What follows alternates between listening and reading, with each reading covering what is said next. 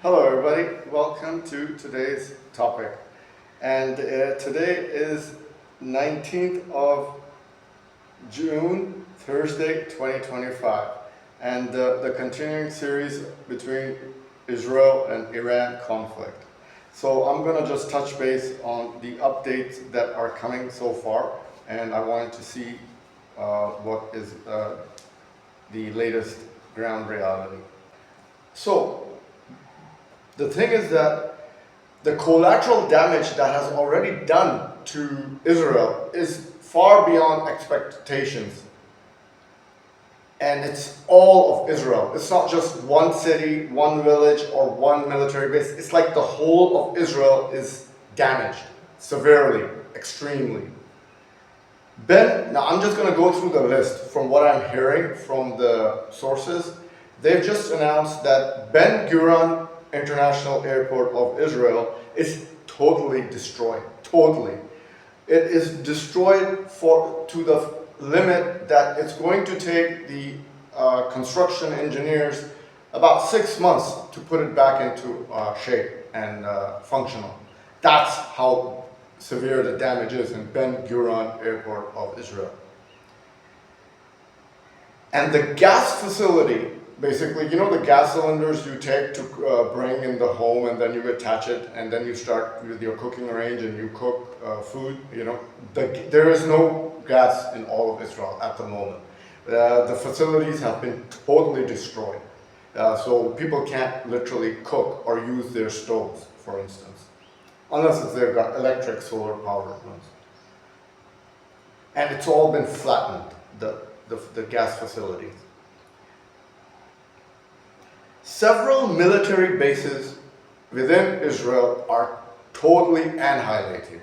I'm talking about not just one building out of 10 destroyed. I'm talking about all 10 buildings have been destroyed because they've been constantly bombarding with the same target, of the ballistic missiles, and over again that just flattens out the target building.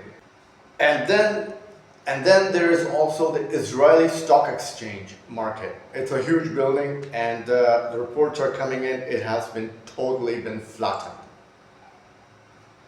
And another source I'm hearing that the IDF soldiers are taking refuge in underground shelters, mostly under the hospitals. Now, what happened yesterday was basically a ballistic missile, mistakenly went rogue, and it landed on top of a hospital, destroying part of the hospital. And then the Iranian government apologized. It wasn't the intended target. So obviously, if you're going to fire 100 ballistic, for example, if you're going to fire 100 missiles, 5 of them are going to land here and there. So it's just an accuracy, mathematical error. So what happened then, to shocking statements by the Israeli media, they found out that underneath the hospital there were IDF military bunkers dug inside underneath the hospitals. Oh my God, wow. I mean, who in the right mind would store your soldiers underneath a hospital? It's crazy. It's like, you're an army. If you're an army, you have to be able to store your soldiers in locations that are not where civilian buildings are already there. So this tells you two things. First, the Israeli soldiers are cowards. They need civilian structures to hide themselves in. Second, they're called the kindergarten army of the world. They only kill babies and women. So they're not a real military force who resorts to such things. Because Iran just did a mistake by dropping a ballistic missile on the hospital, and the Israeli media themselves talked about that it was Israeli bunkers underneath the hospital. So even the Iranian government never knew about this target. So they learned by trial and practice. Let's move on to the next story. Biggest news that everyone knew, because of Yeah, the other thing I want to talk about is that it's common sense. Like, since this war started, everybody knows that the biggest advantage that Iran has over Israel is the tiny signature of Israel, which is the size of a speck of a dot. Don't get me wrong, that dot is not very small, but it's quite small. It's not very big. To compare such places, I mean, I could give example, if you take Sri Lanka, and if you take the little island on Sri Lanka, it's like half of that. That's Israel. So that is the point I'm making. It is very tiny. And for somebody like Iran, with the type of arsenal they have, it's not very difficult to destroy that tiny signature dot. So the area versus the map size of Israel is very tiny, and the land area usage. So all of their targets or bases or military structures or infrastructure, it's all under that small tiny dot. It's very easy to locate them, and if you know where they are, pinpoint and call it a day. Because if you have a huge country, for example, I'm going to say, let's just say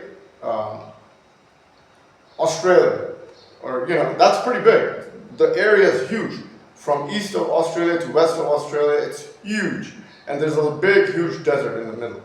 So when you have a small area, it's very easy to locate and destroy the target. And the biggest news that I've heard, all of Israeli Air Force fighters have flown out of Israel because all of their military Air Force bases have been bombarded, and they have flown to Cyprus, and that's where they are right now. That's the update, and that shows where this war is heading.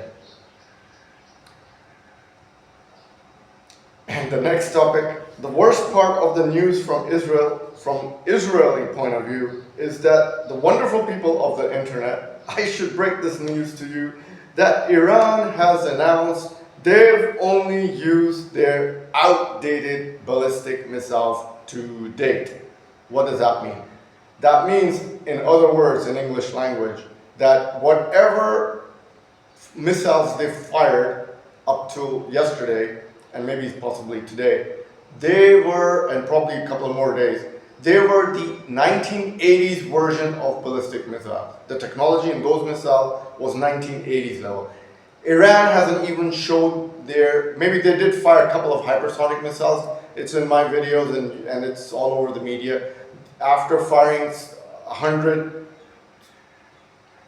outdated missiles, then they fire 1 or 2 hypersonic missiles, and you can see the difference in the speed and the destruction power and the velocity to whatnot, and the avoiding the radar as well. So Iran has just announced that they haven't even used their latest missiles of 2025 technology.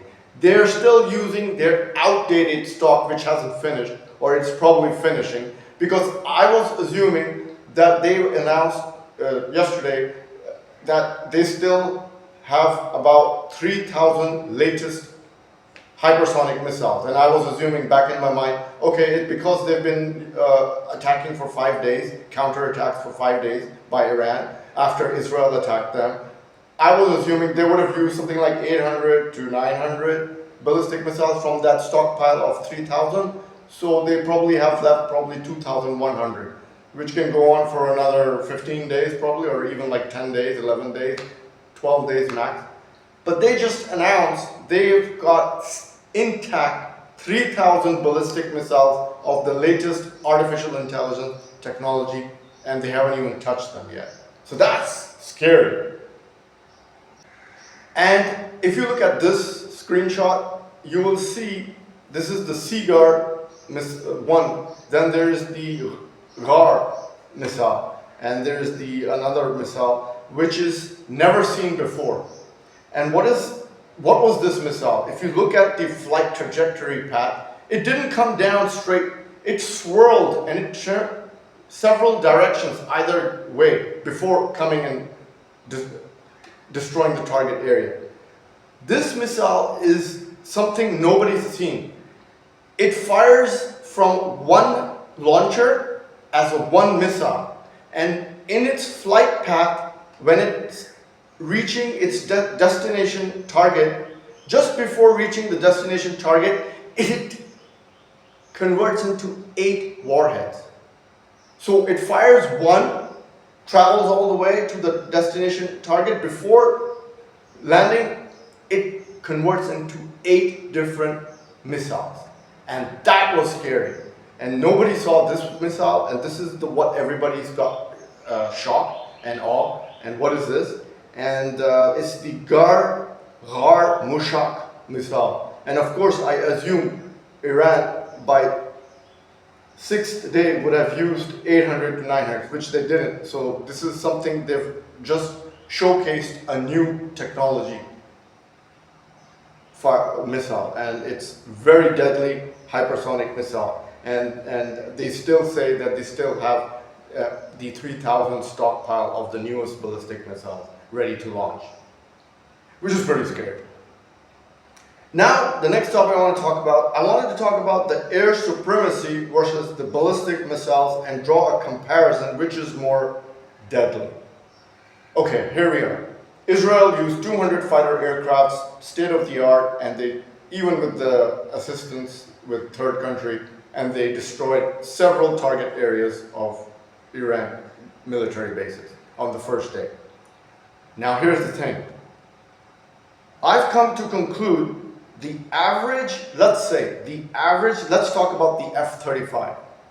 After it takes off, it has to travel 3 hours to 4 hours to reach its target destination before reaching the target without detection by the radar. So that means it not only has to fly 3-4 hours, maneuvering itself away from the radar, it also has to go up and down the altitude to avoid any other radar detection or any radar signature, which is quite a pilot skill. Even if you have a stealth fighter, it doesn't mean you just fly in a straight path. You still have to dodge the radars, you know. You have to fly low, you have to go, you know, left, right.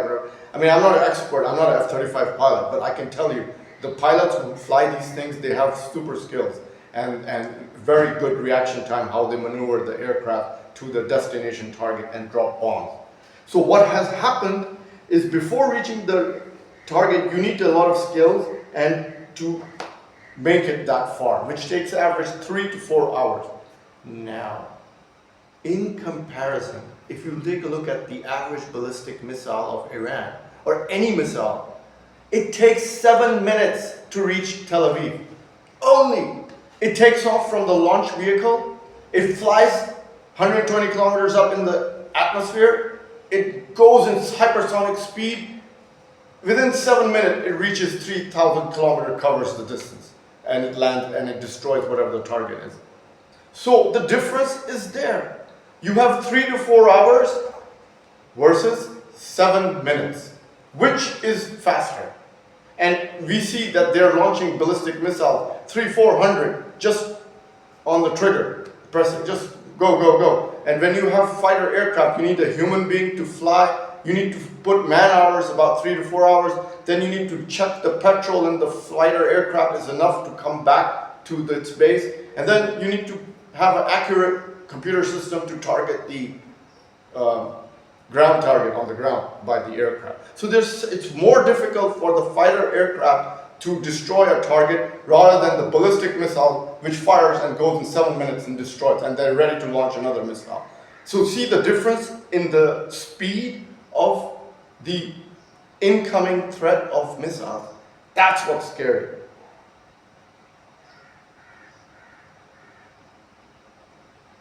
And we've always known for a fact that Iran has always built, after the defeat in 1980s, they've always developed missiles in the stockpiles of a figure around 500,000 missiles. So for any country, forget Israel, for any country, if you have 500,000 missiles coming at a rate of 7 minutes, 100 missiles fired every 7 minutes, what are you going to do? There is no way you can virtually stop these missiles, even if you have an Iron Dome shield radar system. missile system. So it's impossible to destroy incoming missiles from the sky, which is scary.